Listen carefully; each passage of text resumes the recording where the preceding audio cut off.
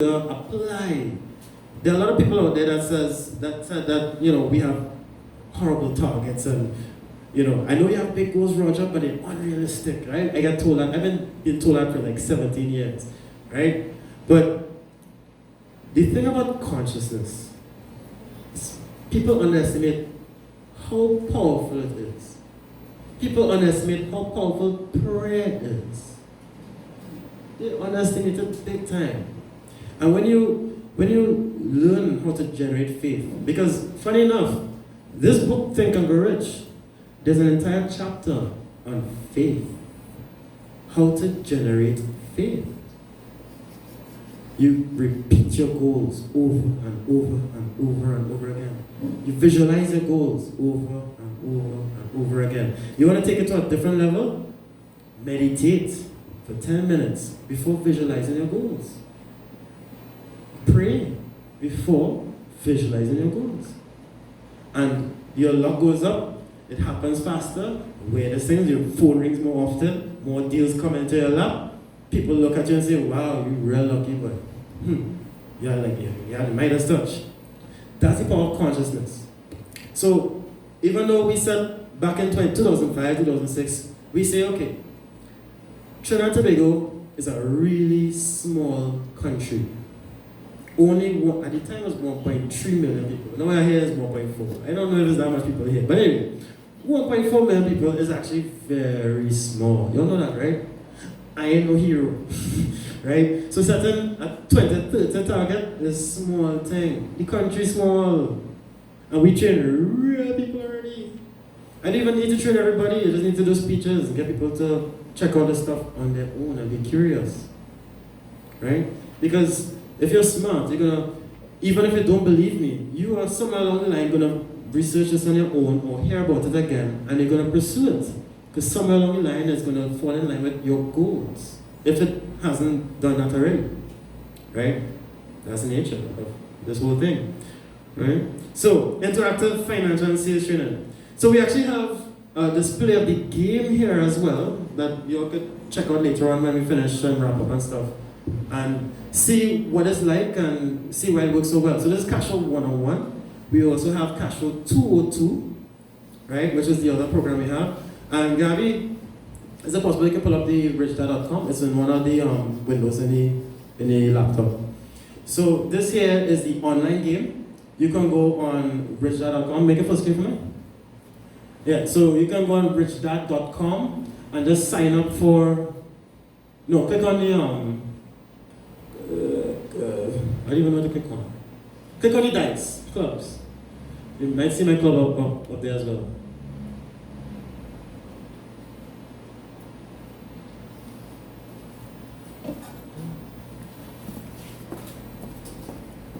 Okay, well, just click down, play online. So I show you okay, yeah. Once I'm signed, then I should go through. So even if you don't sign up for a program and you're not around us and stuff, you can do the free stuff. It's richdad.com. You can go and play Cashflow online for free. You can get most of these books on YouTube for free. Right? So just start just create your own game and just start, yeah. So you can go on richdad.com and play by yourself. You can play against people from all over the world. You can play with your friends. And the more you practice, the sharper your skills get. Remember, we're all geniuses. We learn by doing. We don't learn by sitting down listening to lecture all day long. That's crazy. Right? That kind of education, safe and effective. Right? This is 2023. We're moving on to better stuff. You learn by doing. You remember 90% and more when you learn by doing. We have no exams in our program. None. No exams. Right? Because you learn by doing. What we look at how you apply the skills, how you play the game, how you interact with other players in the game, how you manage defeat and failure, how do you manage success. What happens to you when you make a lot of money? Are you going to be nice to the people on your table? Or are you going to be mean to the people on your table? Are you going to be, if somebody's in financial difficulty on your table, are you going to help them? Are you just going to ignore them? right? All these things we look at in a Cashflow session. And you'll be surprised. Because deep down inside, your true behavior comes out when money, whether it's real or not. When money is involved, that's when you see your true personality comes out. If you don't believe me, go in business with your friends. And owe one of them money. Behavior changes drastically. Right? You see your true behavior come out when money is involved. Even if it's fake money from Cashflow. So we have basically found that way to bring out that true personality. So you get to see people for who they really are, even when they're under pressure.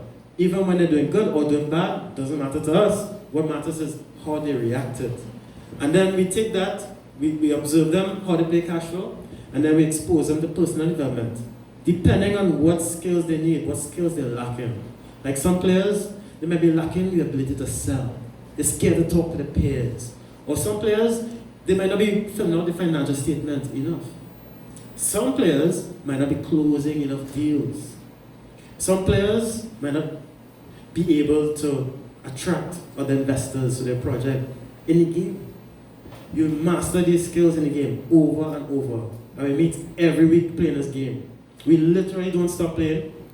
I haven't seen Carnival since, jeez, I can't remember when I saw Carnival. Like 1999, I don't know, 2000. I can't remember. A long time. Because all the Carnival, we don't Cashflow. Through Christmas.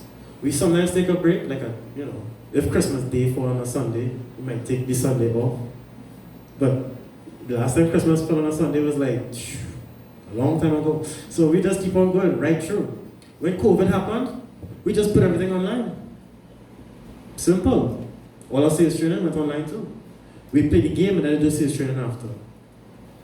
COVID ended.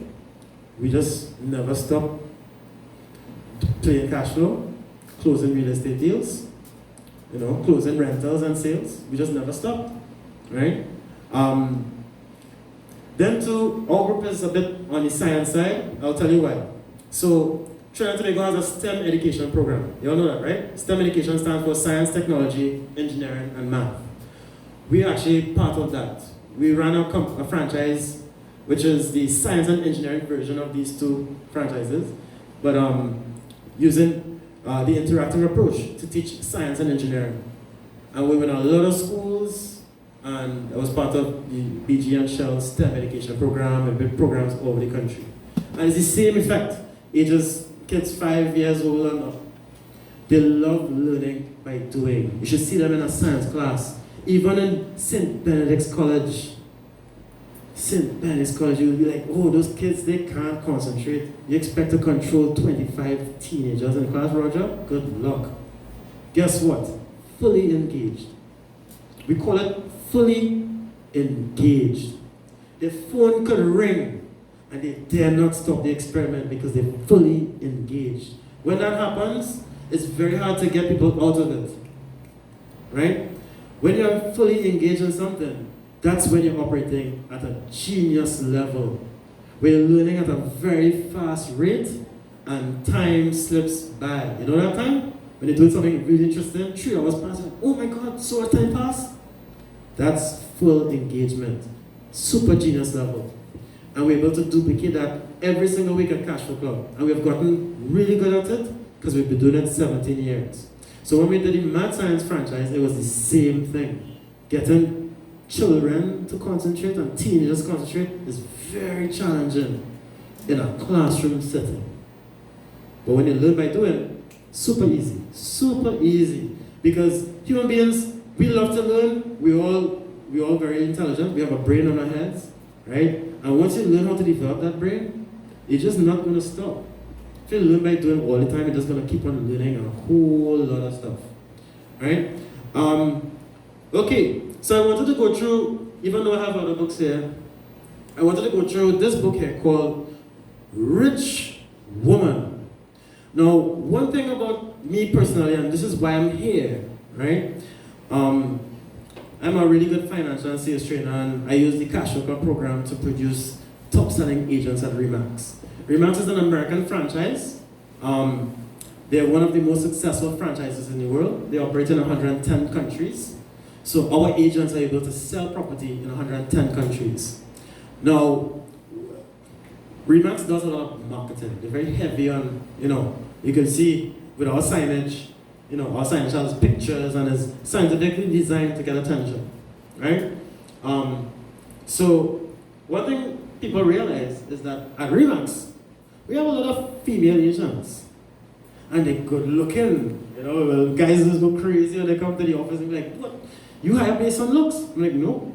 I hire based on personality. It's that when they're here, they dress well, they train, they look better, right? So I'd explain that to a lot of people because they're like, okay, Roger, what's going on here? Why is she pretty? Why is she pretty? Why is she pretty? And why is, and why the guys are, look at Marvin fit and arms out, everybody's fit and strong. We have a gym in the office because it's image. But in terms of women, what makes me, not famous yet, but I'll get there eventually, I'm really good at training women in sales. Really, really good. Why? I'm slightly controversial. I do teach them how to deal with flirting and how to flirt as well. I teach the men it too, but women just do it better, right?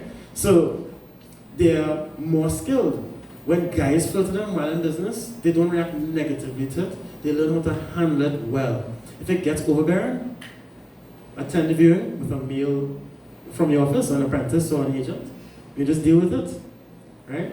If a wife is involved, when you do a viewing, call the wife too, right? Shake both of their hands. Make eye contact with the wife and the husband. There are multiple techniques and strategies you could adopt when dealing, because every situation and everything is completely different, right? And if it's a situation that makes me uncomfortable, I can guide them through, right? But of course, I'm still limited by my perspective because I'm not like woke and stuff, right? I can't be female, this is impossible, right? I'm male, so I will have a male bias. I'm aware of it.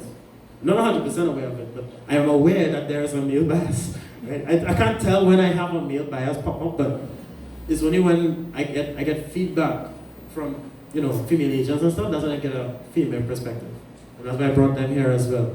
Because Rwanda has, so one thing about Remax, we have a multiple source of income, right?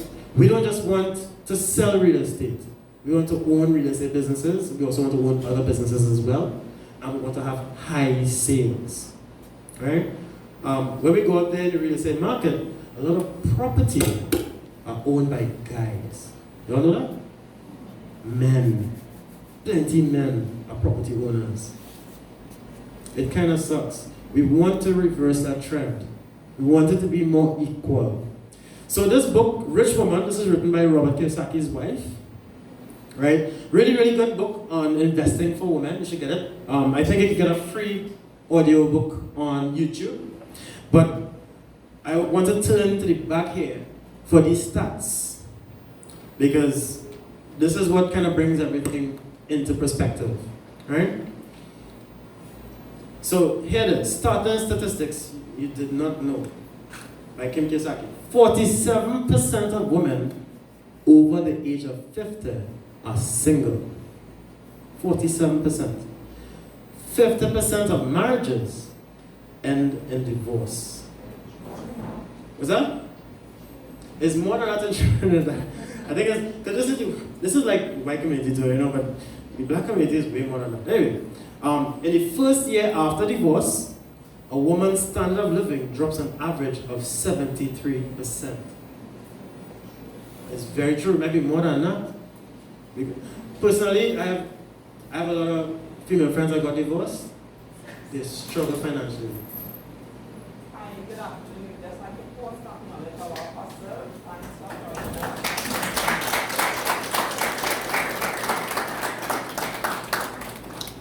Of the elderly living in poverty, 3 out of 4 are women. Yet 80% of them were not poor when their husbands were alive. And last one here, nearly 7 out of 10 women will at some time live in poverty. Right? Now, reading this kind of stuff is kind of disturbing, and it's hard to bring it up in topic because I'm not female. Because you could be labeled and that kind of thing, right? This is, So a lot of men complain about divorce and say it's skewed when divorce happens. The law is skewed to women, and they don't understand why. It's only when you read these books and you attend Cashflow and you see the patterns and trends, you realize that's why. It's a horrible world out there. You have to learn how to compete against men. And it's unfair to ask that of you because we have gender roles in society, right? Society is changing very fast. We're heading back towards the era of family businesses. Am I right? It's kind of heading towards that in a major way. Family businesses. Even if you have a job and a job, every family should have a family business. Kids should grow up in a family business. They should be working alongside their parents, they're both parents, and learn from them on a regular basis. Eventually, they start their own business. I personally see rich people do that all the time. Doesn't matter what race they are or what culture they're from. In St. Augustine, I'll give you an example. In St. Augustine, you have this restaurant. I love this food. Young's Walk makes the best Chinese food in St. Augustine. Love it. Right? I know the owners. Older couple, they're originally from Hong Kong. Right? All the kids grew up in Trinidad. Right? I remember the two daughters, when they were about 16 years old. This Carnival Tuesday, I was there buying food because I don't know Carnival. I was just buying food to head back home. And the two daughters were working, in the restaurant. One was cashier and one was a waitress at the time. And their friends were there at the time too, all half naked and stuff, and paint all over. And they were like, "Hey, come on, go, it's Carnival, it's live." And I saw them there trying to chain up the two girls, and they're like, "Nah, I stay here today. I'll pack today or tomorrow. Go beach tomorrow, but today, gotta work today." And they weren't bothered by the fact they were missing Carnival. That level of maturity. Now they own their own businesses. Now they don't live in Trinidad anymore. They both migrated to Canada. Both got married, and they both run businesses in Canada. One is restaurants and the other one is, I think, clothing or something like that, with their husbands. They married guys that were also from business families because they had similar characteristics. Kind of like, marrying somebody from high school or the same kind of high